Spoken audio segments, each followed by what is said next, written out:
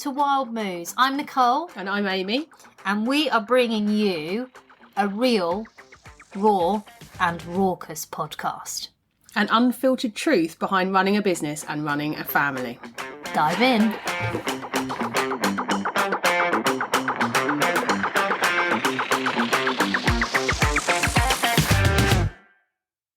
Oh God, we are free of children. Yep. When did yours go back? Monday. Yesterday.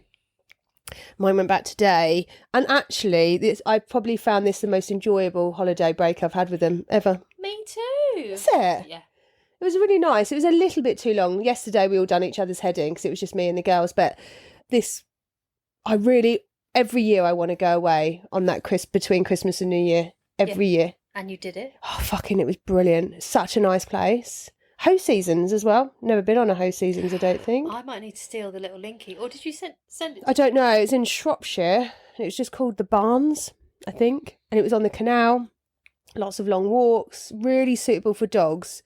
And actually there was a run next door because they call it a lodge, but it's like a caravan with wooden cladding, I think. Yeah. You know? Yeah.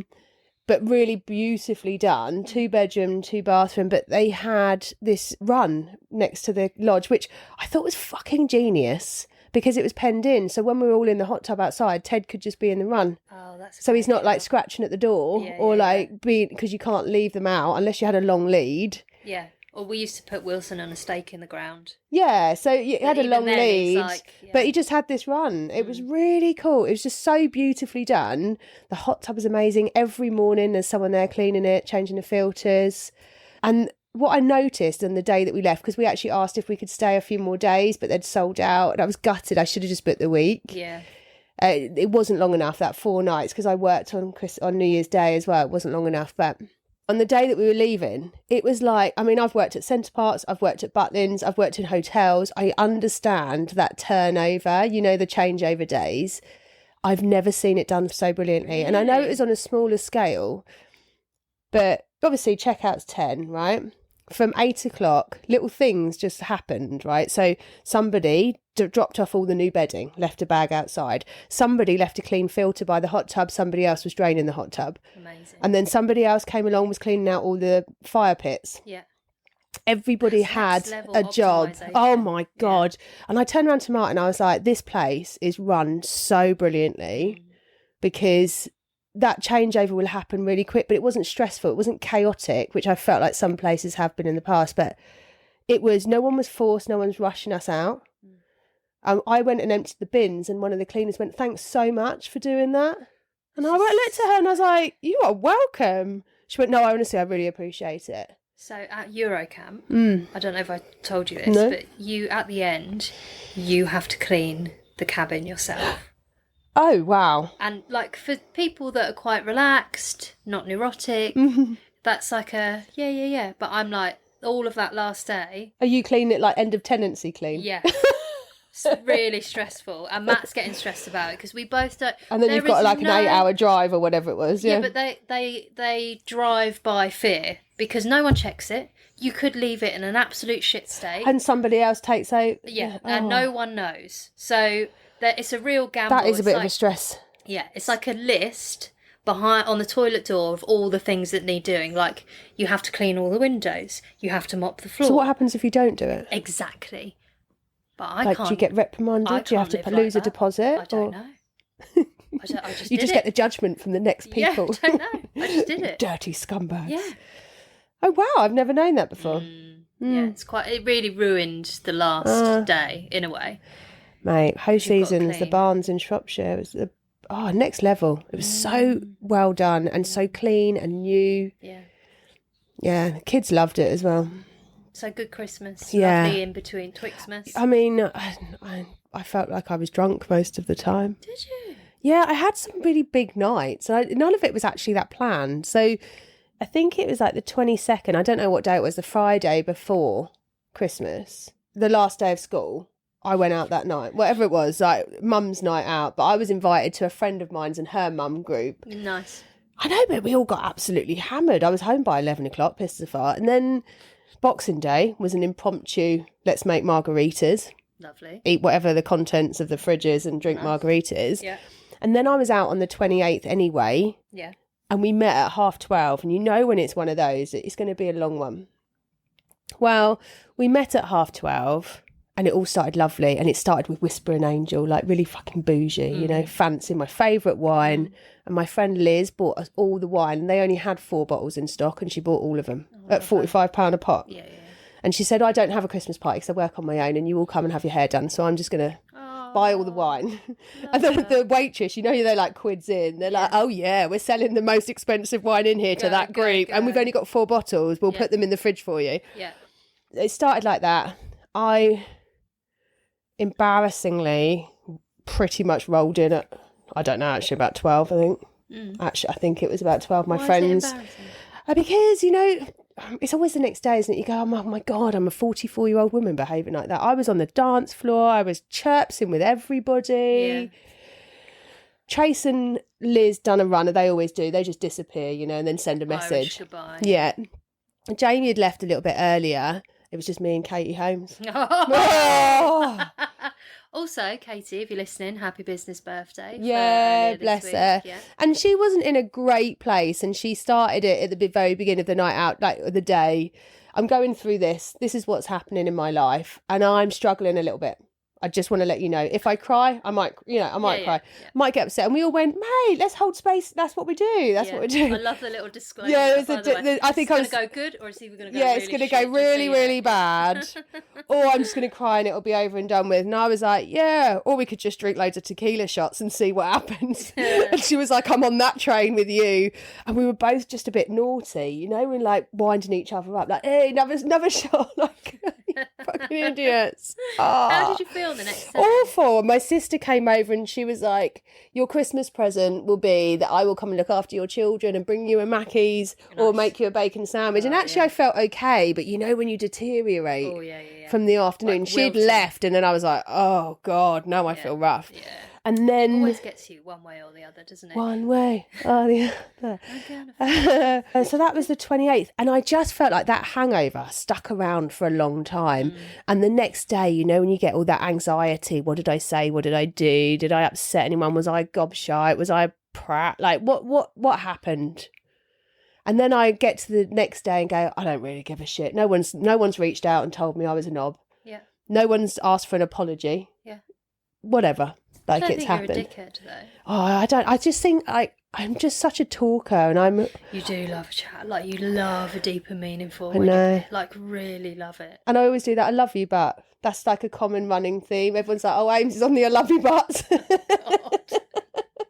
Can't wait for mine. No, and I gift. don't think I did. I don't know. I don't really know. And that's what I mean. Embarrassingly, like I'm in my 40s. I've got 2 kids, and I sometimes go, "Oh God, your behaviour." I don't think that at all. I think that everyone needs a blowout. Like, you need to be able to express yourself or whatever that fucking looks like, just to release some sort of pressure. Like, this is tough.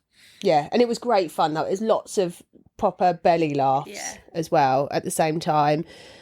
And I haven't smoked for 4 months. Yeah. But I smoked that night. I was really disappointed in myself. I think it's always going to happen. You're in a bunch of... Yeah, but it's only... Guys Oh, all I'm like so to annoyed. smoke together, don't you? Do you all smoke together? No, none of them smoke now. Jamie does. And she was like... It's because there was these women, they were sat next to us, they were smoking. I was like, oh, can I bum one? And she was like, yeah. And then they came and joined us, and Tracy was like, don't do it. And I was like, now you've told me I'm going to do it. You know, I was so disappointed in myself. And I didn't like it and I didn't enjoy it. But me and Jamie went and bought a packet of fags and continued not enjoying it, continued doing it. Yeah. And then she fucked off. And then I don't really know how many. I still got the packet in my bag. Oh, nice. I've not had one since, but... Lovely. She's abstained. You've abstained. That's brilliant. Yeah. Do you know what? I never actually thought I would not be a smoker. Because I'm not a heavy smoker. It's like 2 or 3 a day. Yeah. I never thought I would be able to be that person that could give up. Yeah, but you did it like that without really telling anyone about it. You just... That's because I don't like failing. And I don't like... You've got 1,000 years of failure behind you. Is that what's going on? I don't like that pressure of other people going, but you said you're going to give up. And actually, what was really nice was a conversation I had with Liz and Trace that both said, but you're not giving up, you're choosing not to. Yes, Reframe it. Yeah. Reframe you know, because they're both ex-smokers themselves. So like, and every person that I was out with is an ex-smoker. Yeah. And I'm just the last one standing with Jamie that's a social smoker. And I just think, yeah, I never thought I would be that person. There was so much entangled in my identity. Like that's that rebellious streak, that naughty side of me that's still a little bit cool, but not cool, smelly. Like, you have to wear rubber gloves. Yeah, exactly. And it got to a point I was like, what am I fucking holding on to this for? Why am I doing this? And I had a really nasty cough, and then I didn't smoke for 2 weeks because of the cough. And then I was like, I'm just going to see. I'm just going to see if I can. And it was like a test to myself, but secret squirrel test. And then it carried on. I was like, I'll get to a month. Oh my God, I've made a month. Let me get to 6 weeks, and let me get to 8 weeks. So yeah, I was really annoyed with myself. And I didn't even tell Martin until we was away. Yeah. And he was so cool. He just went, because he hates it. He's always hated it. That's why I wear gloves when I smoke. Yeah. And I always have to give him a kiss. That was like our rules. And then he just turned around to me and he went, how do you feel about that? I was like, I feel a bit disappointed actually in myself. But I'm also a bit embarrassed to own up to it and tell you. And he went, why? Like, it's happened once. Doesn't matter. Don't worry about it. And because he took that pressure off me that I'm putting on myself, it kind of made it all like, oh, yeah, it was. Yeah, very much so. Good. So, fingers crossed. You got this. Yeah, it is a choice. But there's always that little devil inside of me that goes, just do it. Is that the ego talking? I don't fucking know. I can't differentiate between this. Like, we're both working on this 369 manifestation project, and I can't quite differentiate between ego and not ego. I don't fucking know. And sometimes I feel like I've read so much and done so much lately, I'm a little bit discombobulated. Who is driving this personality, this soul? So yeah, it's probably ego telling me I can't do something, isn't it? Or what is that? Is it ego? Is it like subconscious? What is it that's protecting me? Whatever it is. I mean, you can't do that. Don't worry. Carry on being naughty. Carry on going against the rules. Carry on, like, you know, being a little bit of a rebel. So what I'm learning from this Project 369 thing is that I will have thoughts that come and go out of my mind constantly. And I am now making the conscious decision to choose what I hold on to and what I pick up and what I carry, what I attach emotion to and perception to, and what I let go. Because it is just thoughts, not truth. Yeah. Right? Yeah. And I have been carrying around a whole load of crap, I think. Along with your 1,000 years of rejection. Cool, that's stressful, isn't it? Exhausting. It's interesting though, and I feel like I'm shedding the skin. Do you feel like that? No. Okay. No, I don't feel like I'm shedding the skin. I am more excited about the opportunities that are in front of me, and I think actually I've spent so much time focusing on lack. I don't have enough. Like, mine is money noise. Money stress. I really feel like I can do anything. I can achieve anything. But my issue is around money. Like, I don't have enough. And my communication about money, it stresses me out so much that I'm in such a place of lack that I'm not going to get to where I want to go. So I'm trying to do loads of work on that. And actually just have faith that it will happen. Trust. And stop panicking and stressing. But I do feel like I go through this cycle quite often. I think that I worry and stress. Like, if I look at my week, for example, will have a certain portion of what needs to be delivered, actual work. A certain portion of meetings. Some stuff for me, which is this.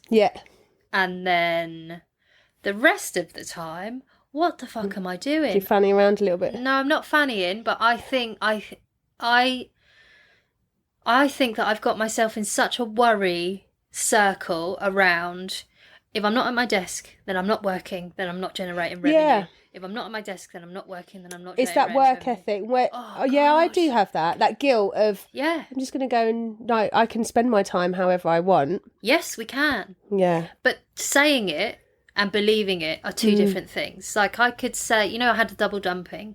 I can rationally say, like, that doesn't mean anything. I know that the people that I was working with are no longer here. They're no longer part of my life.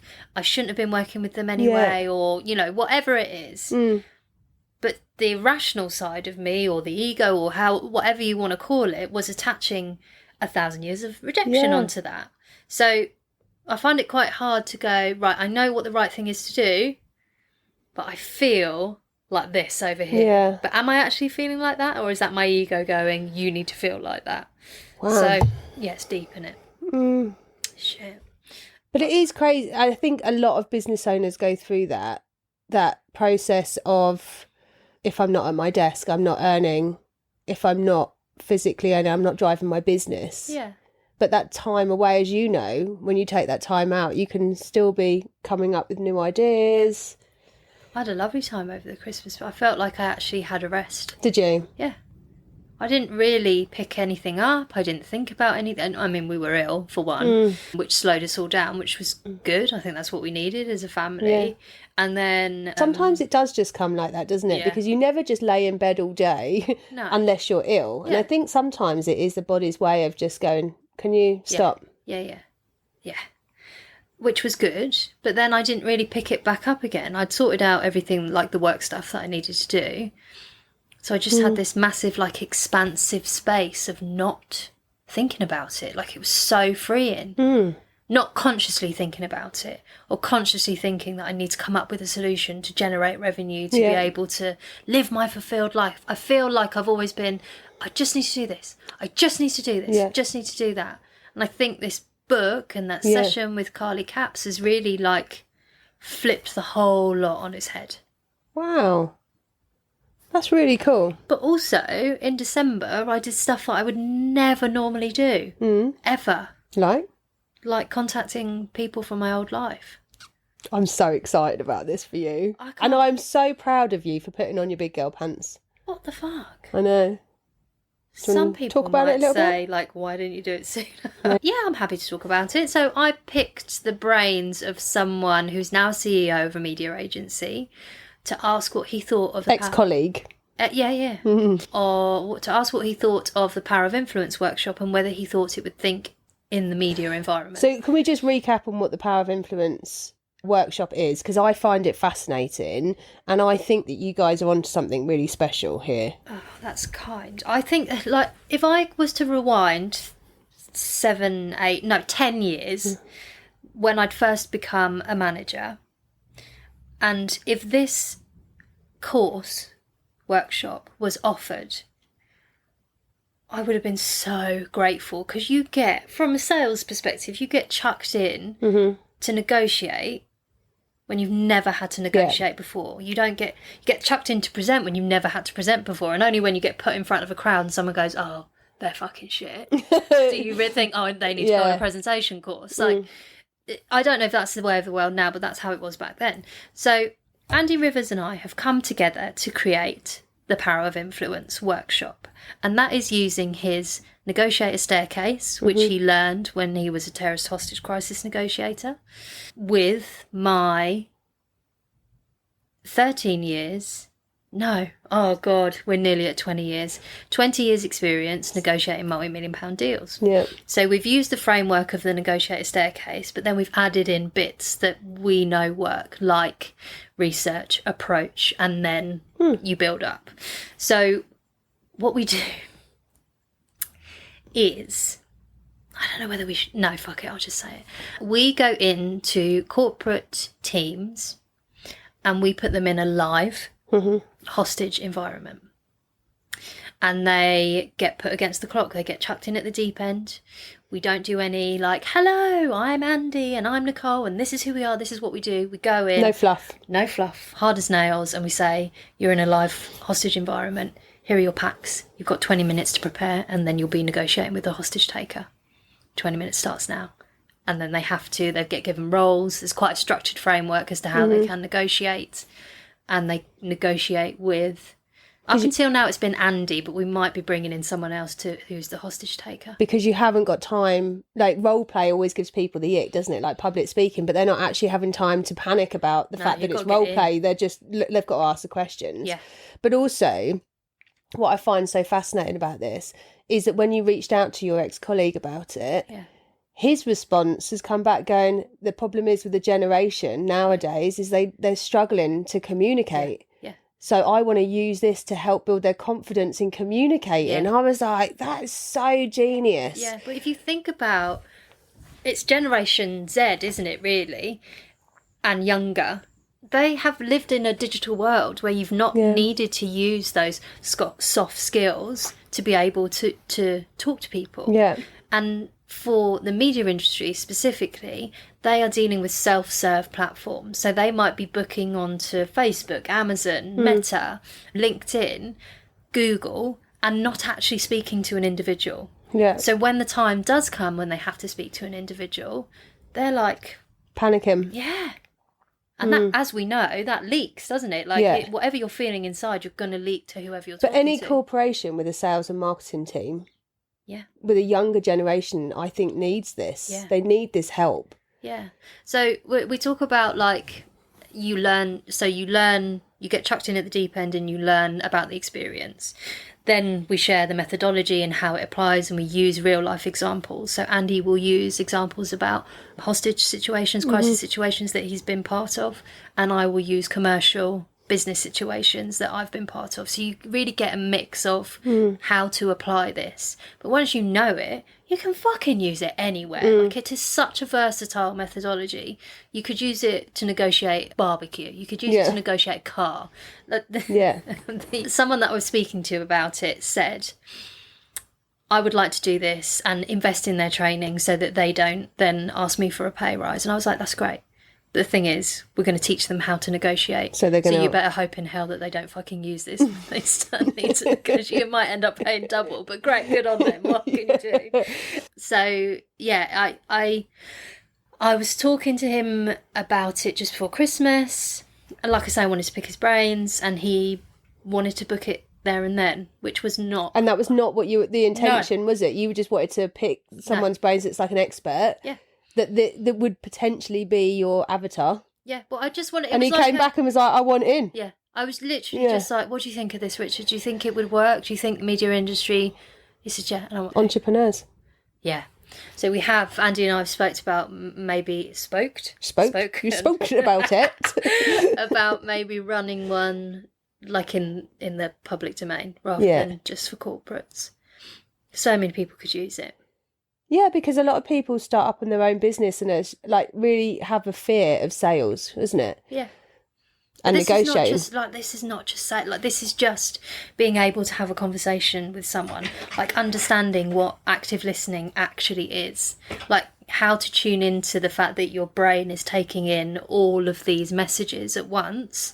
You just got to listen to them. Like, people give us cues all the fucking time. All the time. But because of his NLP background and yours now, like, it just all merges together. Like, it creates this perfect harmony of experience, knowledge, education, NLP. Like, it's just awesome. So we are in with 3 businesses in January delivering it. Are you? Yeah, and we've got some really cool conversations coming up in the next couple of weeks as well. So that's really, really exciting. It's a half-day exercise, isn't it? It can be half a day or it can be a full day. So the original company that we worked with on this booked us for a couple of... It wasn't even half a day, it was a couple of hours. And they've booked us again for a full day in March to kind of expand it out. So I think it's really interesting. I think it's really unique. I think it's something that doesn't exist. I've never seen it anywhere else. And I know that it works. And I know that it's versatile, and I know that everyone can use it. So that's really interesting. But behind all of this, like, stuff that's happening is like deep work on me that is about letting go and not worrying about what everyone else thinks. Yeah. And actually just asking those questions and speaking to people and being the kind human being that I am to try and serve. Yeah. Because that's how that's your purpose. That's your value. Yeah. So you're in alignment. So those 2 that ditched you, as you put it, you were dumped. Yeah. Well, actually, all it's done is make way for the real shit. Yeah. For the stuff that you should be doing. Yeah. I'm also hosting something really, really cool in January, which is part of Southwood Social. So I'm hosting a workshop on that, which is about clearing, connecting and creating. Ooh. Yeah. So I'm going to do some guided visualizations, clear some of the space first, then do some guided visualizations, then talk through how you create a strategy off the back of that.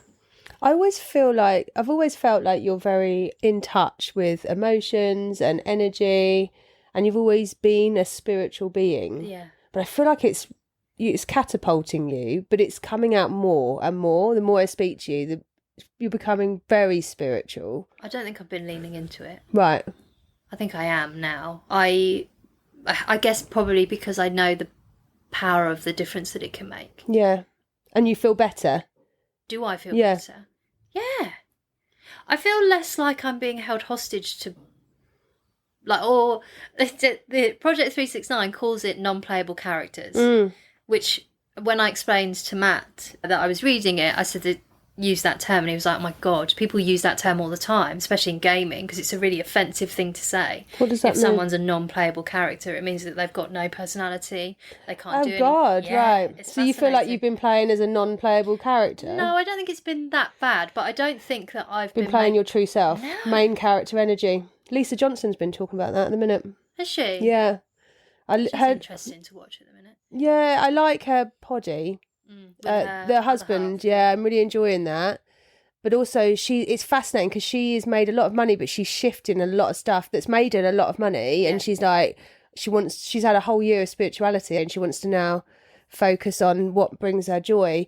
But Enfys, my friend that's got the sales training, has signed up for 1-to-1 with her for the next 12 months. She would have invested an absolute bomb. I got served one of Lisa Johnson's ads last night. Did you? Yeah, it must be her new, because she's targeting corporate women. Why I fall into this category, I don't know. Corporate women that want to utilise their skill set that they've learned corporate side to create a life for themselves without risk. Was the big thing, without risk. But she's doing Tony Robbins. She's going and speaking at Tony Robbins. Wow. Yeah, like she's really playing big now. Well, she always has done, but like I feel like it's big time. Like if you're speaking at Tony Robbins, where else is there to go? Yeah, exactly. Yeah. And also, I saw that Stephen Bartlett's doing Mind Valley. That's interesting. Because I really want to do Mind Valley, the 2 days expo type thing in Estonia. Yeah. So, yeah, there's lots of stuff going on. Yeah. But, yeah, Lisa Johnson talks a lot about main character energy. And it show up as the main character in everything you're doing. Yeah. I feel like... But I see you doing that. I see you doing that so much more than ever. Do you think so? Yeah. And it's lovely to watch. You are 100% like a driving force behind this. Really? Yeah, because you're always in my fucking ear. Like, I don't hear from you. Where are you showing up? And I'm like, here in this room. Is that okay? I'm in my conservatory, and I'm just where I'm going to stay. I do love seeing you on LinkedIn. I also love how you write. That's why I like it. I feel like I always learn a little bit. Oh, that's nice. So you've been making me write articles. Which I've actually really enjoyed that, and I still need to publish the no BS guide to outsourcing. Good. And it's a good creative outlet for you, but also like I am really leaning into LinkedIn at the minute. Like I'm really enjoying it.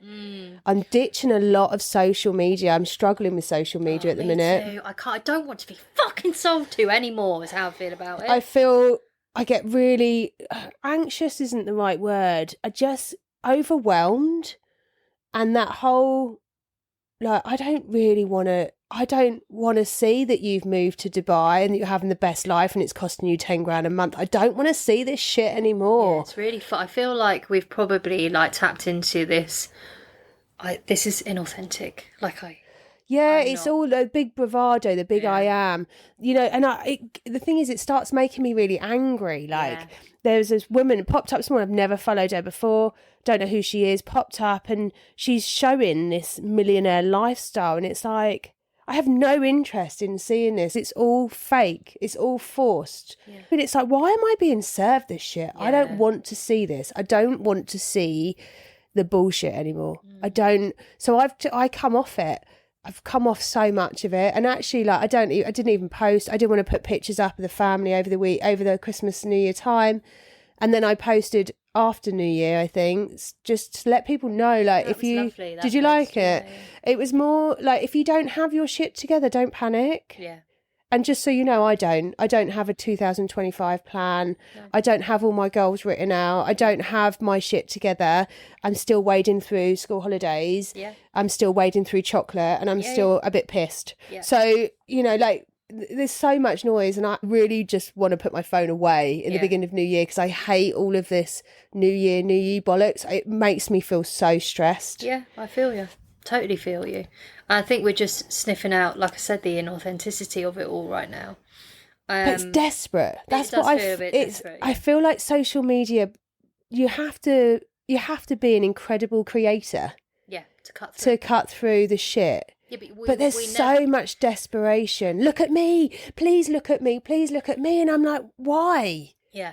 You are desperate for people to see your life and want your life. I don't want your fucking life. Yeah. I want mine, and I want to be comfortable with mine. And by wanting yours, I'm not true to myself. Do you know what worries me the most about everything that you've just shared is if we relate that back to having a marketing strategy, creating an avatar, working on your target audience. We're being served this shit because someone in a room is going, I really want to target women that are 35 to 45, that they work for themselves, they do this. A bit lonely but sometimes. They're a bit lonely, yeah, a bit sad. You know, maybe they spend more time on social media than they want to out of pure procrastination or whatever. And we're going to hit them hard with this. Do you want 6 figures? This is what your life should be like. Yeah, you need to sign up for this online coaching course. And you need to join this networking group. I'm like, what? There's so much. There's so many people selling fucking my brain is stuff. Just going, oh yeah, she's trying to get me into her funnel. Yeah. Oh yeah, funnel attack. Here we go.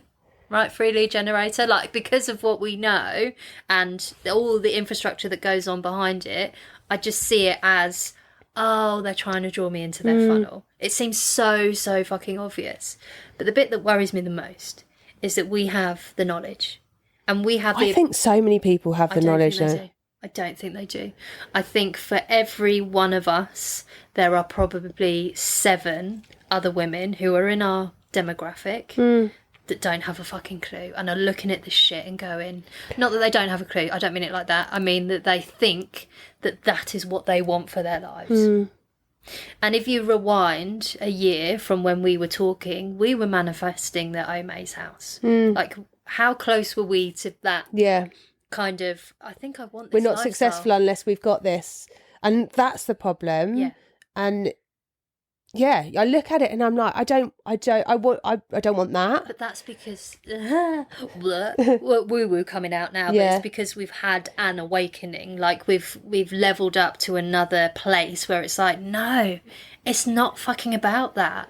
This is about feeling connected to your life. It's about doing the things that make you feel so full of joy and full of happiness and full of love, like you going away with the family in between Christmas and New Year that you've always wanted to do. Those things that make you feel so at peace with yourself. Yeah. Not this fucking... That's why we're repelling that social media even more than we did before. Yeah. Because last year we had a similar chat, but this... Yeah, it does feel very different this year. But I'm really starting to boycott social media. I'm not even using it much for the salons. And I've done loads of journaling. Have you? Loads, yeah. I've been writing loads of different things about, like, what brings me joy, what is it that makes me happy. Yeah. And I've got to tell this story because it was so funny. So when we were away, we went for a walk. And we were going to try and do a chip tasting in every place we could find. Yeah. We made it to one, got so full, we didn't go any further. Yeah. But on the route, we walked through the woods, like over the canal, through the woods, and then we came to this derelict car park, basically. I think it's probably used as a dogging spot, Martin reckons, so it's locked off. Yeah. But also it's got loads of potholes, and it's probably quite dangerous when it's cold. Because, it's like going up a bit of a hill to get there and stuff. So... we walked through this car park, and because of the potholes, they were all frozen. Well, the kids had so much fun popping the frozen puddles. Of all the things. All the things. Yeah. And they were gutted that we had to go. Yeah. So Martin surprised them the day after when we were leaving. We had to get out at 10. He goes, right, I need you to get your scarf and your hat on and all of this and get up warm. And they were like, yeah, we're going to be sat in the car for 3 hours. And he was like, there's a surprise, like... So we drove back to the car park, climbed over the fence, and we were there for 45 minutes, popping fucking frozen puddles. It was so much fun. Yeah. me and Martin got involved. The dog was just running through the forest, having the time of his life. Of course, yeah.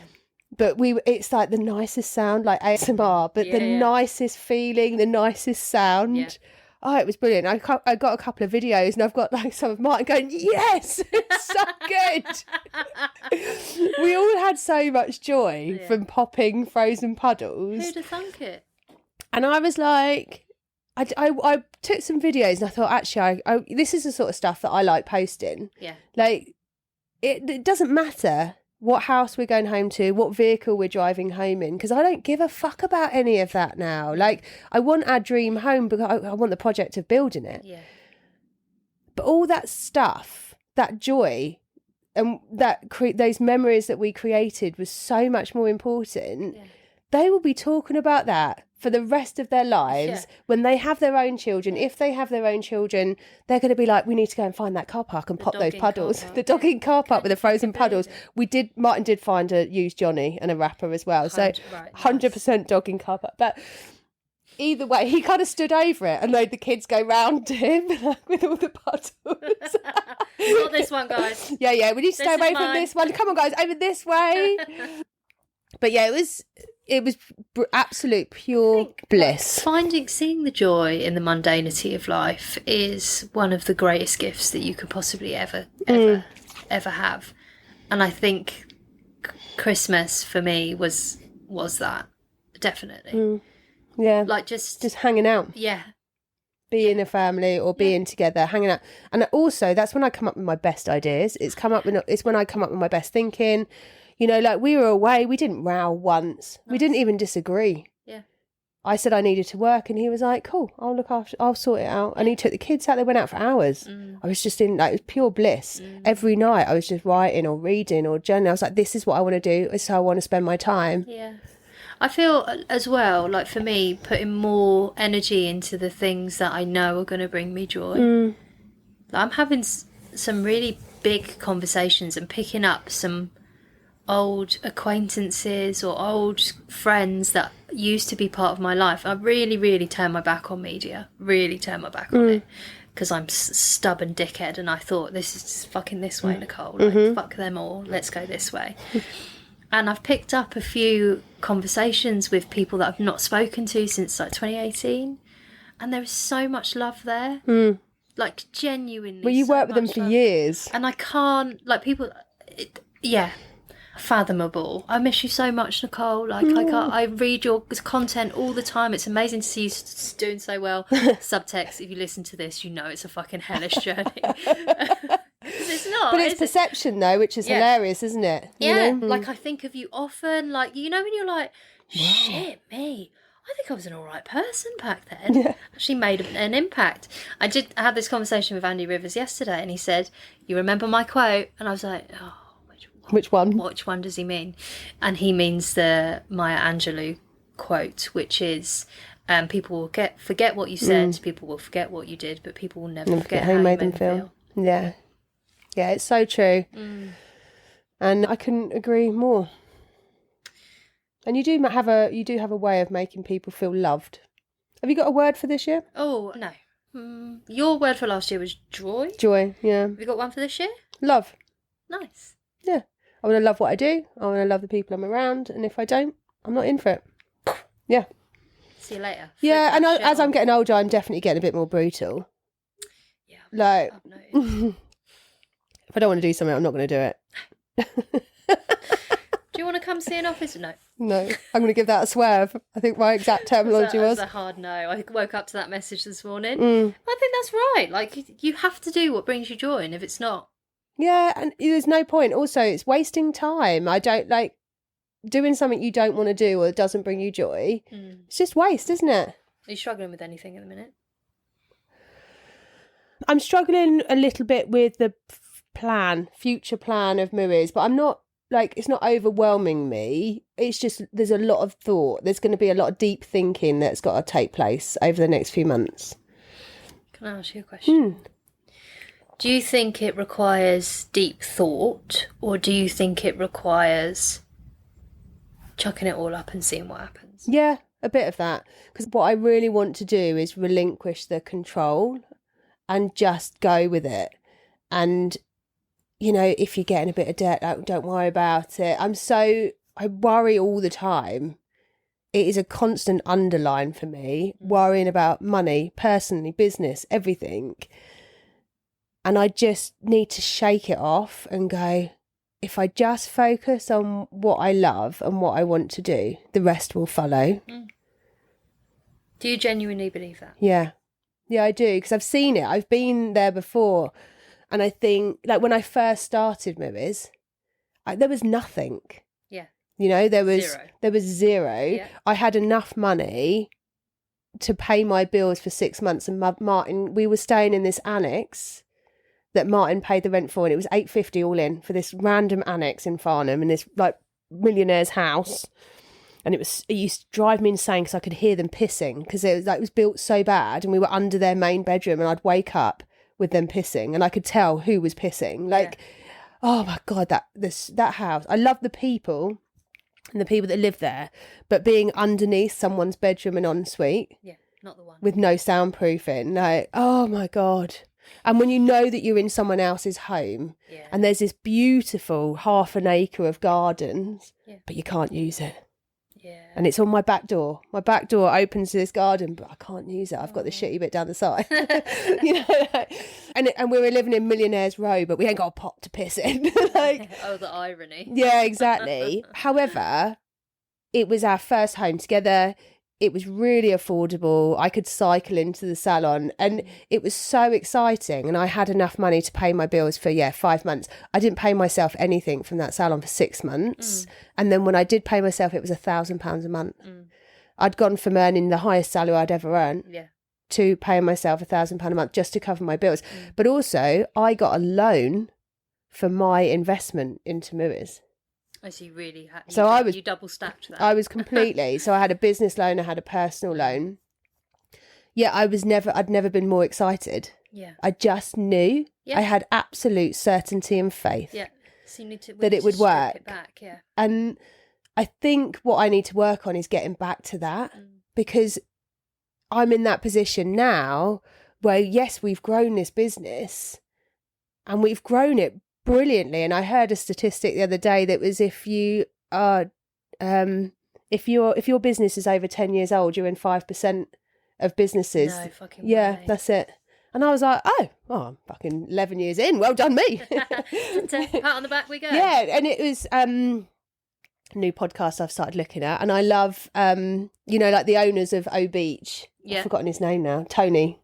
Oh, what's his name? I'll think of it soon. But it's a new podcast, and it's this guy that's interviewing loads of different business owners. Yeah. And the owner of O Beach in Ibiza, I think, is an absolute genius in what he's done. And I watched his poddy yesterday. Yeah. And the highs and lows. I love those sort of podcasts where it's like highs and lows of people's businesses and what decisions they've made. And it's always when you're on your knees that you make those decisions, and then randomly it just makes it happen. Yeah. But I'm so cautious. I don't let myself get there. Do you know what I mean? Like, I don't let myself get to on my knees. But then I'm not making any brave and bold decisions either. I feel like I'm just coasting. Yeah. And I don't want to coast anymore. I don't want to play safe. But there's just a higher risk, isn't there? Because it's not just me now. It's other people's businesses. It's like the brand. Like, it's a lot more responsibility. And we can't live like we did. We've now got children. We've got a bigger home. I can't live like we did when we first set up Mooeys.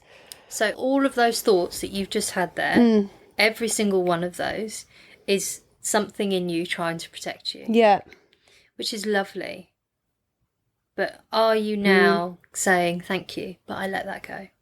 Because you've got to release it. I understand the worry and the risk, but the freedom to get back to that place of really going by your gut, going and letting it go, is what's going to create what you want. Yeah, because Martin is very much like that. Like, I've been quizzing Matt actually off the back of Project 369 today. Do you just do whatever you want? Like, what comes into your head, you just go and do it? He's like, yeah, pretty much. Yeah. Martin does not have that money noise or stress. No. And bless him, he'll go like, but I just have absolute faith that you'll make it happen and it'll be fine. And I'm like, oh, great, okay. Yeah. But why is it? Is it an age thing, or is it just because I've been in business for 11 years now that now I'm a lot more cautious, or a lot like worried a lot more. I'm not as risk taking as I was. I don't know. I can only share what my own perspective is, and that is somewhere at some point I know that I like to fucking worry. Yeah. Like if I've got too much time on my hands, and I only know this now because of reading this book, if I've got too much time in my hands, I will create something to fucking worry about. I didn't know that I was doing it, but that is definitely what is happening. And maybe it's because if I worry about something, that means that I don't do this and I won't get 1,000 years of rejection. Like if I focus on what's here right in front of me, I've got a problem and I need to solve it. I fucking love solving problems. Yeah, me too. Absolutely love it. I find so much joy in it. But not everything needs to be solved right here, right now. No. And I am only just learning that. At 37 fucking years old, I'm only just learning that. I think there's an element of safety net. Like, I have zero safety net. Personally, I don't have any very rich friends or family. No. You know, like, there is no safety net. If this goes, it's like, it just doesn't, it falls on me and that's it. Yeah. And I think it actually...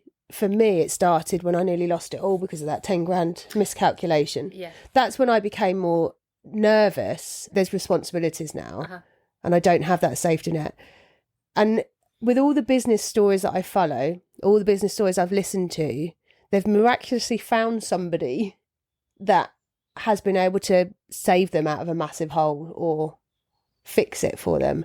And I think my biggest worry is I don't have that person. I don't have that. I don't think that every business story that I've heard is about someone, a saviour coming in. No, but there's like, we managed to get finance, we managed to get an investor, we managed to get this that saved it.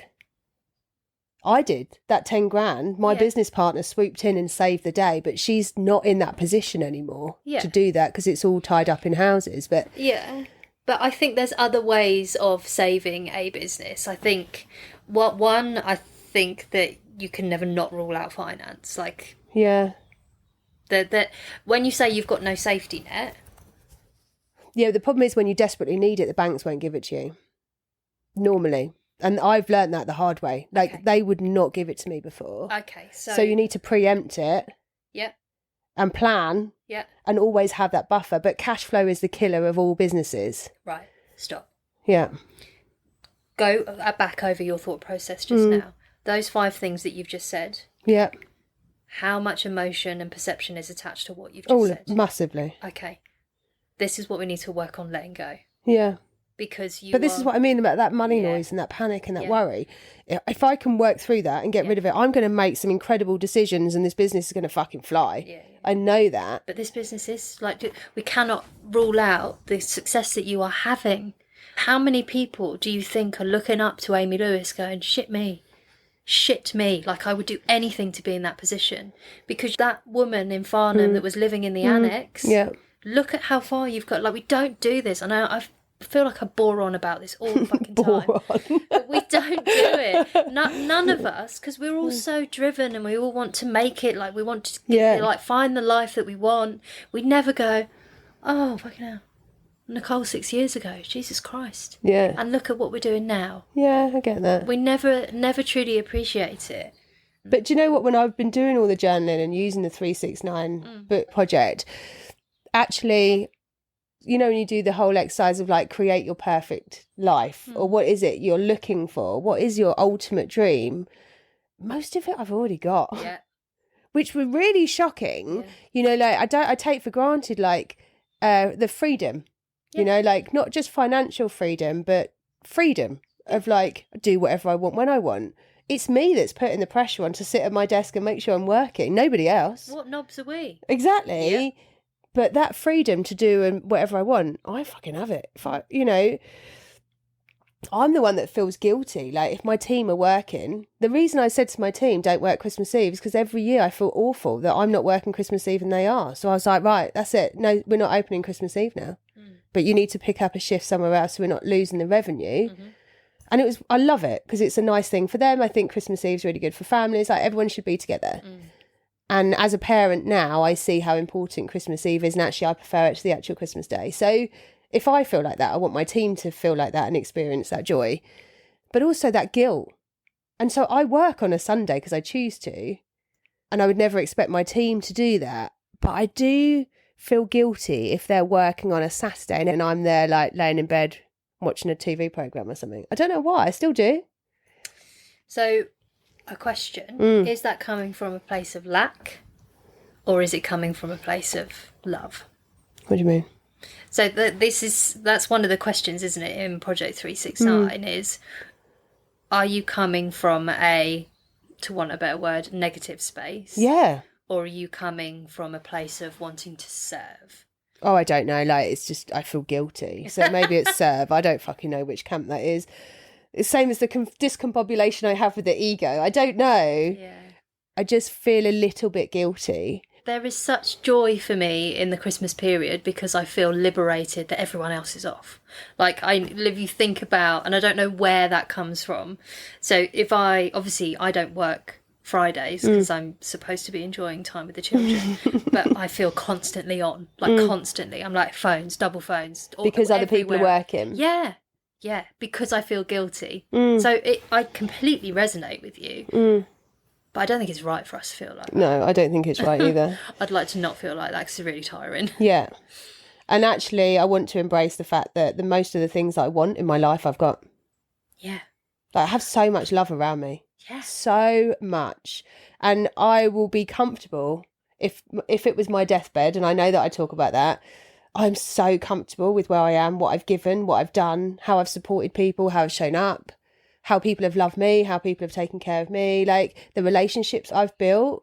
I'm so proud of that. Yeah. And that it's always come from a place of authenticity. It's always come from a place of love and kindness and genuinely wanting people to do well. And if I've made a decision, that decision has not been made lightly. Like the closure of Hazelmere, I think will haunt me forever. Sadly. Yeah. There was so much emotional tie to that. Yeah. But it was the right decision. It was the right thing to do for all parties, but mainly the clients. You know, there was so many things all wrapped up in that, but I will take that with me. But every decision I've made has always been the right decision by people and by me and my family. And I just, it was fascinating to write down everything you want. I was like, wow, that's the most important stuff, isn't it? Not the house, the car, look at me. 6 figures. Look at how perfect my fucking life is, but it's all bullshit. Yeah, but it's such a confusing world though, isn't it? Like even the work that we're doing on this, on ourselves, it's hard, it's confusing. It is, because I feel like you're wading against the grain, don't you, a little bit? Yeah. And there are still times, I had a conversation with someone before Christmas and I 100% reacted in not my best self. Really? Yeah. What was it? I had perceived rejection on the horizon. Right. And I started to get my hackles up. Yeah, prickly. Yeah, defensive. Definitely defensive. And I said to someone yesterday, I have been called sensitive throughout my entire life. Like it's always been a running theme, whether it's positive, negative. That's a crap thing though. Like I've always been called sensitive as well. Like any job I've ever had, I've always been oversensitive. Yeah. Defensive, oversensitive, which is fine. Like I think every boss I've had has said that. Actually. Yeah, same. Pricks. Yeah, can't. I haven't taken it on at all. 20 years. Fuck you, I'm not sensitive. 1,000 years of rejection in the bin. But we're learning, aren't we? We're learning all the time. And I guess my initial reaction was like, oh no, I'm fucking fine. I'm fine. Which is obviously my favourite thing to say when I'm not fucking fine. But I did have to like come off the phone and sit with myself for a minute. I did try to talk to Matt about it and he looked at me as if to say, are you been okay? sensitive? Yeah. And I was like, I think it's 1,000 years of rejection talking. And he was like, yeah, a little bit. So we're just learning, aren't we? Like we're never a finished product. And I think like chucking that up to the wind and saying I am humble enough to realise my mistakes and understand and try to be a better person. Because I'm still a fucking cunt as well. Sometimes. Yeah. But aren't we all, Poppet? Aren't we all? Is that where we're finishing it? No, I'm just saying, aren't we all? Cunts. Goodbye. So later. No, I don't. I think everyone can be, and I think it's all journey. I don't like that word. I hate it. I think that should be a word for 2025. No, not at all. Not at all. I don't think any of us have it figured out. And I think we need to try and find a way of stopping this, look at me, look how perfect I am, and seeing that as reality, because it ain't. Mm-mm. And I wish I could wrap my arms around everybody I love and say, don't ever look at these people and think that they've got it together and think that that's what you're missing out on. I know. Because I get that feeling, and it's... But everyone's got to do it on their... Like, you'll never... We can say it, but people have to experience that for themselves. It's taken me 37 years to realise. Do you think people will boycott social media over the years? Yes. I think it's going to happen, you know. I think we're all sick of being served the same shit. We're all sick of this feeling, this like pit of... Yeah, but if you...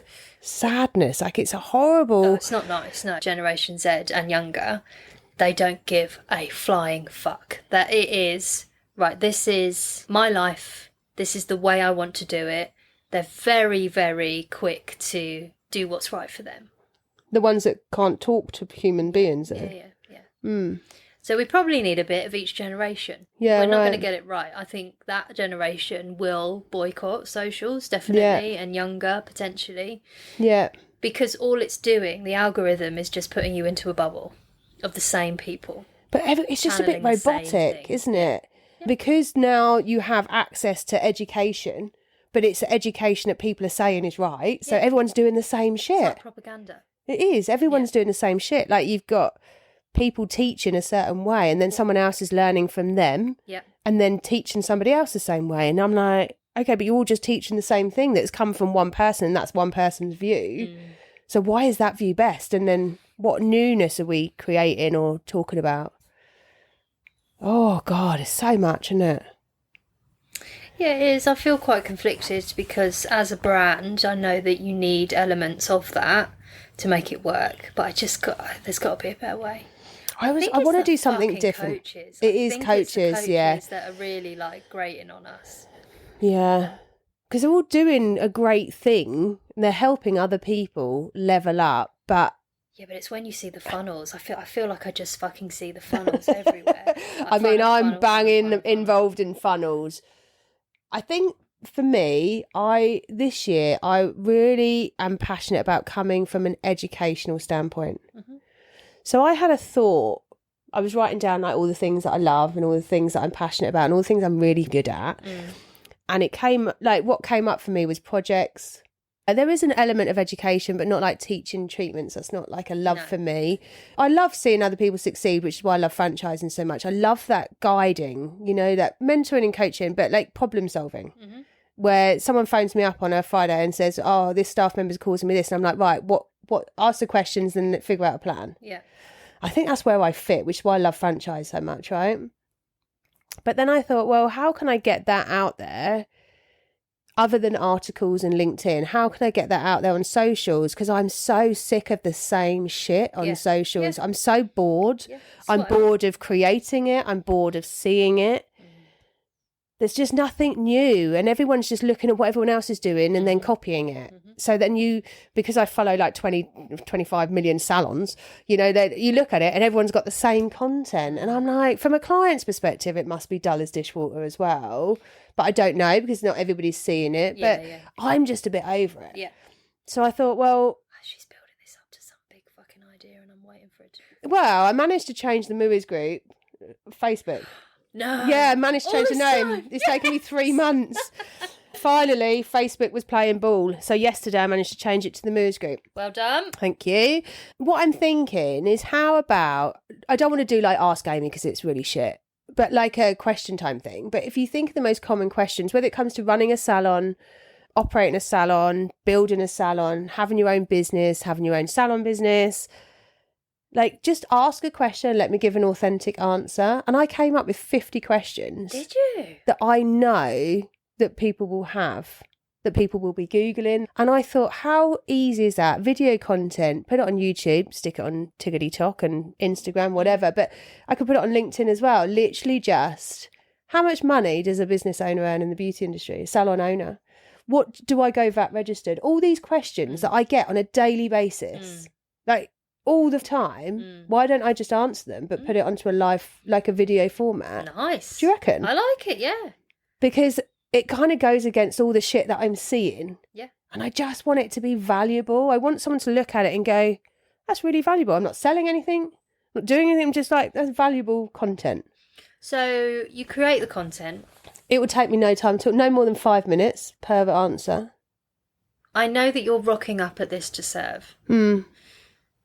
But what do you, if we go like put the end at the start, what does that look like? So you're creating this content to what benefit? To just help?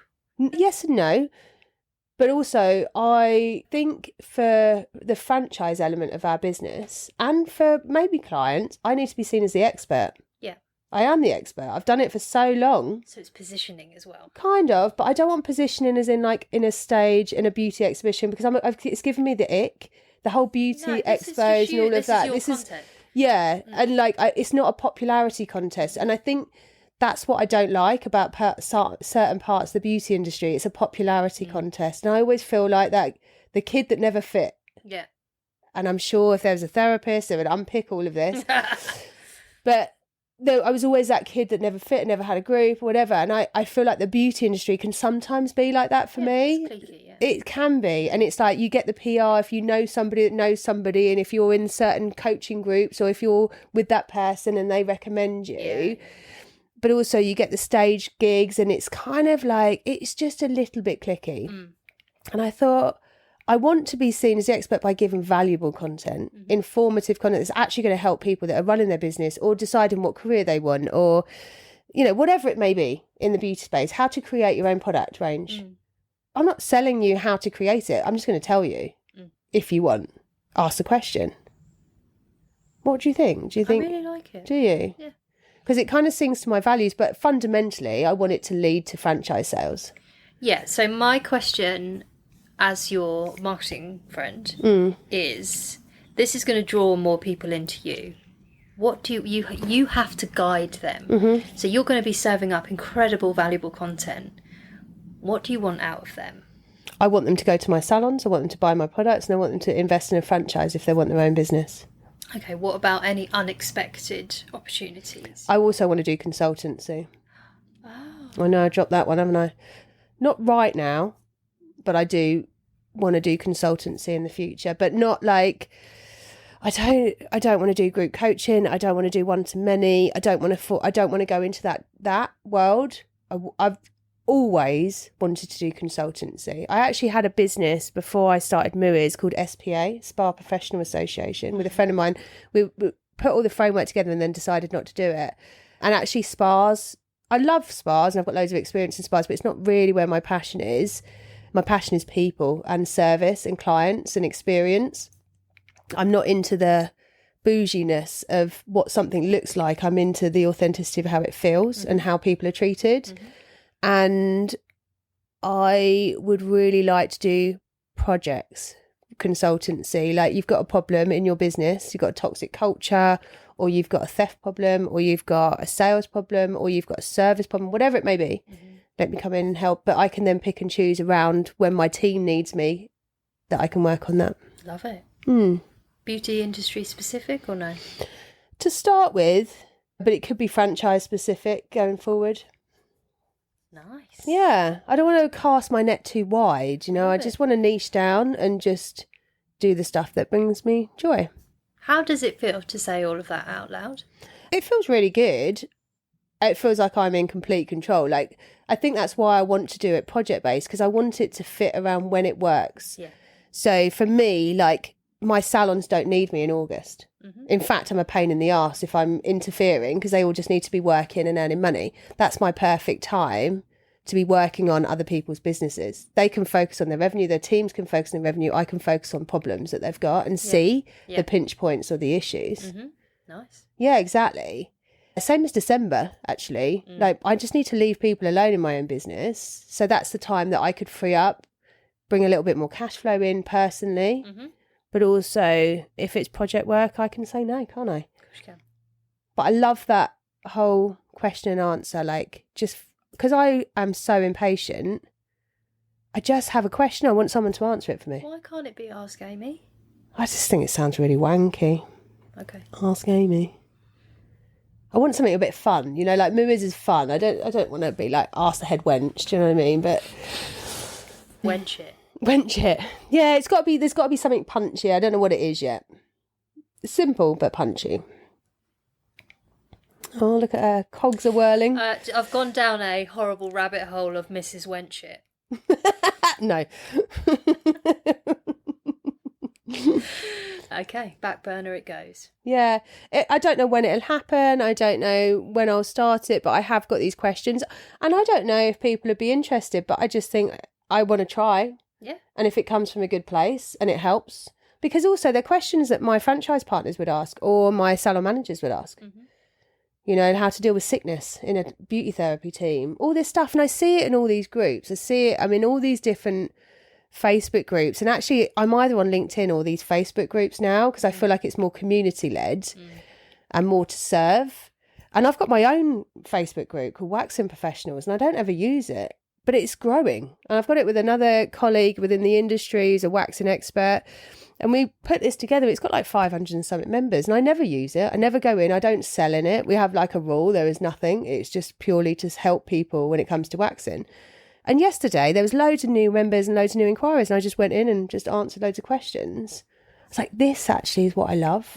I've done this. I've lived and breathed this industry for so long. And I want the information that's helping people to be the right information. Not all this curated shit from ChatGPT. And from other people, yeah. Love it. There's people that are calling themselves experts but haven't actually run a salon or run a team or been in that environment or worked in a spa, you know, like got that life experience running big teams or whatever.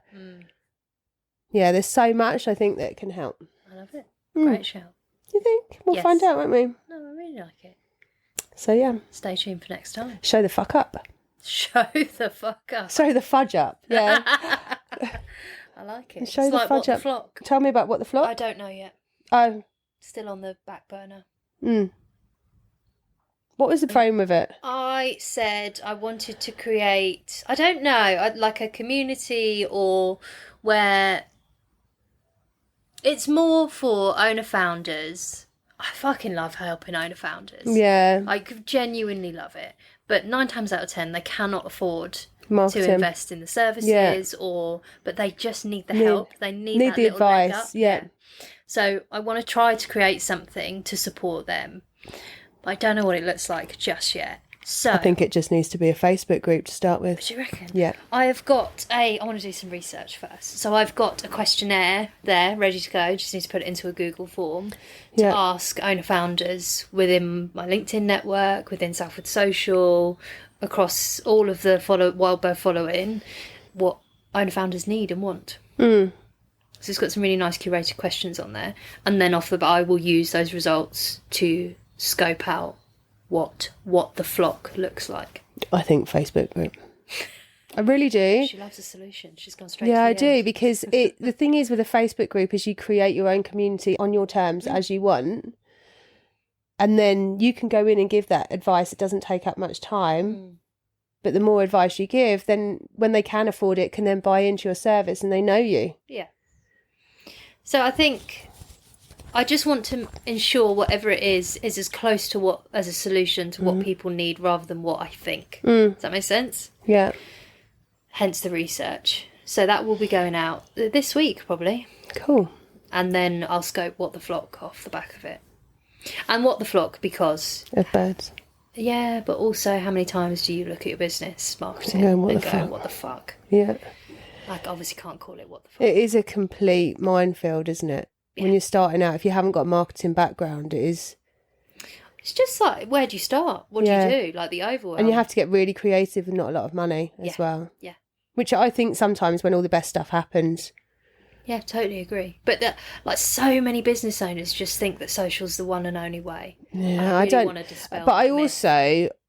I'm going to put it out there and I Here she goes. know. Sweeping statement. Go on, generalisation. What is it? Here it comes. I think we're going to have to start thinking about alternatives for everyone's relying on social media so much, and I think we all need to start thinking of alternatives now, because I think in 5 years' time it's going to be so saturated, and it's not going to be the same audience, not going to be the same people, social media's had its day of marketing, and people have made a shit ton of money out of it, and it's helped businesses. But businesses were a lot successful as well without social media, but they had to be creative. Well, now everyone's just doing the same. If people do start boycotting socials, which they are doing and they're going to do, what are the options? I think it's education, personally. I think it's exciting. Community and education. That's where we need to be. That's my own perspective, but I'm calling it. I'll see in a few years' time what happens. So the thing that will always remain true is if you get your perfect client, your audience, your target audience, your avatar, your persona, whatever the fuck you want to call them, if you can connect with them on an emotional level, you've done over half of the work. Yeah. But connecting with them on an emotional level now is, how do you do that on social? So for WildBird, for example, if I were looking to connect with my perfect client, I'd be thinking about lumpy mail. I'd be thinking about sending something really cool that arrives at a key decision maker's desk, in their office, at their home, wherever, that completely takes them by surprise. Do you know, every time you say lumpy mail, do you know what visualisation I get? You know, in America they do the people you pay and they just show up singing with the noise. They called. They sing up and they're dressed up as a character and they start singing like the what message. They think Elf is in the film. Yeah, they start singing like a telegram type thing. Is it? Is it called? I can't remember. But every time you say lumpy mail, I always imagine a cow rocking up to a building going, "You need to hear about Mooeys." Maybe they should. But, you know, we're talking about Moos on tour and like taking that bus and going on a really, I know that's like next level vibes on investment, but it's those things that are outside of the box, because everyone is so used to being served and sold to in the same It's that connection. way. It's how do we do it creatively that's really going to align with the audience that we want. Like, that's fucking exciting. Talk to someone, that touch and feel, that like connection. Well, actually, I had a meeting just before this. I haven't told you about it yet. No. Have you heard of Carfest? Yes. Chris Evans's festival. I have, Well, I've not heard about it before, but Katie, our lovely Winchester franchisee, is an avid car festival person. I know someone that does Carfest if you want a connection. Well, Katie was like, these are our perfect clients. 88% of the attendees are ABC1. Nice. Yeah, right? I looked at my sales deck. The guy that... Upmarket for those that aren't in the know. Yeah, but also 50-mile radius of Basingstoke is where they travel. That's every one of my salons. Nice. And I was like, Katie came to me and she was like, I think this would be really good for us to exhibit at or do something with. Yeah. And I was like, I've been a bit burnt with exhibiting in places. I've spent a lot of money, And I was like, but I love a festival. Yeah. I love Katie's company. I love the thought of talking to people about what we do and showcasing that. But also what I found out on my meeting today is that every penny profit is gifted to children's charities. Oh, I didn't know that. Every single penny. Last year, 1.8 million. Nice. 10% of ticket sales guaranteed. Yeah. But also every penny that's made. And they've got all these different charities. One of the children's charities is a Winchester-based one that Katie has supported with her fashion show. Yeah. And as we were talking to this guy, Ben, really, really nice guy, and actually lives in Hartley Whitney, where I used to live. So like there was automatic connection, really sound guy. And when he was talking about it, I was like, you know, the people that go to Carfest are exactly the same audience as mine. And I bet it's the women that are booking the tickets. I've got 19,000 people on my database, and he's like pricked up. And I said, do you do any kind of support for your exhibitors or whatever? Yeah. And he was like, not really, because otherwise it becomes too salesy. And I was like, there's got to be something we can work with here. It's an affiliate. It's like a real collaboration. So, and then he was saying, I was talking about like, what can we do? There'll be a franchise element, there'll be a nails or treatment element and a product element. There's something in this. This is really exciting. So we're going to try it. We're hashing it out tomorrow to find out how we can exhibit. And he showed us the different places and areas that we should be in. And which one we can do. But also I was talking about like glitter, and he goes, oh God, it's the bane of my life. I get so many requests for glitter companies, face glitter, because they make so much profit. Yeah. And I said, well, actually, I know a girl called Tony who owns Glamourvan. And he went, I think she's contacted me. And I was like, that would be a really good duo. And he goes, well, actually, if you want to talk to her, there's this one place, there's no other competition. You could have a double stand if she's got a van, and you can have that, and we'll give you. I was like, oh, this is exciting, because the way that they deal with it isn't money. Like, it's not massive, like, corporate money making. It's very, let's collaborate. How can we help? How can we support? We want you to succeed, so you come back every year. You want to make sure that you're getting the right thing, but also we're trying to serve our audience better as well. Like, it was really magical. So do you want to come?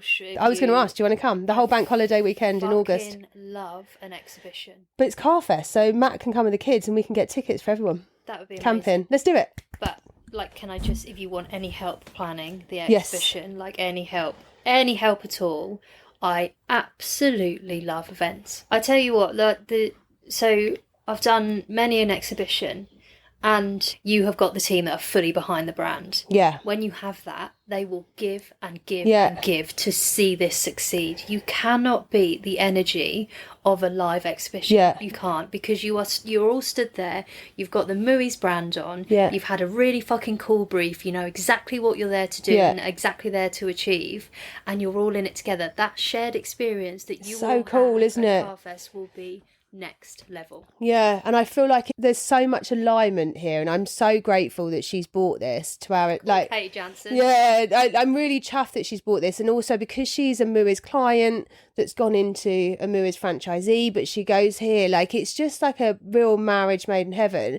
But actually, when she was explaining to him, she goes, I think this is a really good news story, because I've been coming to you for so long and I love it. It's a great PR. I'm your biggest advocate. Mm-hmm. But also, Mooeys is so Hampshire, Surrey based, which is all of your audience. And now Mooeys is coming because she goes, it's just like such a great story. Yeah. This is your first taste of Mooeys on tour. Yes. 100%. Yeah. Like, this is where that, like, embryonic stage of what you're going to create, this is where it's. But there's so many other festivals I've just never really been down for. Like, I love festivals. I love going to them, but there's never been one that I thought, yes, this is where Mooeys belongs, apart from this. Yeah. Like, I really feel that this is our people, this is where we belong. And I want to do something that we can really make it purposeful. Because if we're doing this for a purpose, and that's exposure, right? Yeah. So let's hash it out. I don't know what it's going to look like yet. I'm 100% there. Yeah, like, it'd be so cool, wouldn't it? Martin's like, are we going? Yeah. Because this is every part of me. You know, my word is love, but every part of our values is to serve, but also joy, have fun, share it, experience it. Oh my God. With all of our kids as well. Like, it actually makes me feel a bit emotional that we could do something like that and bring it all together. It's going to be fucking brilliant. Yeah, it'd be cool, wouldn't it? Please let me be part of this. Yeah, you are. Please. Yeah, you are. Anything Definitely. that I can do to help, like, I'm there. So we're actually going to present it to the salons on Monday. Are you? Yeah, next week. And owners and managers. Please, can I come in the meeting? And because we're having our biannual meeting, and I was like, we're going to hash it out this week and then put a bit of a plan together, because they'd be silly not to participate. I don't think they'd be wanting to pay out for the stand, but contribute with stuff. I think it's really important, but then for them to be able to have their kids there as well. I want, like, Mooeys is such a family environment and embodies all of that. Like, this is, it's just really magical. I'm there, man. Yeah, I want Willow on the stand doing Mooskin. She bloody loves Mooskin. I know, she's the best seller. She is, yeah. 9 years old. Well, she'll be 10 then. Standing there selling the Mooskin. Like, it's so cool, isn't it? I'm there, man. Yeah, I just think it'd be really cool.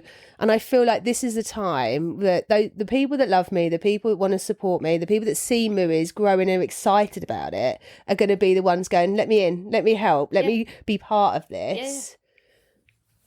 Yeah. And let's all just have the absolute time of our lives. Yeah. And with our families and with our partners and with our teams, like... There's so much that I can help. Like, I feel like I can really contribute to this. Let me. I will do. Don't worry. I'm really excited for this. Yes, me too. Well, Are we going to stop it here? Yeah, okay. I think we've talked about enough, haven't we? Yeah. Right, love you all. Thanks Love for listening. you. Bye. Thanks for listening. Don't forget to give us a cheeky follow, wild_moos. And if you've got anything that you want to hear from us, or if you've got any questions, please just ping us a DM. We'd love to hear from you. And please subscribe. Bye.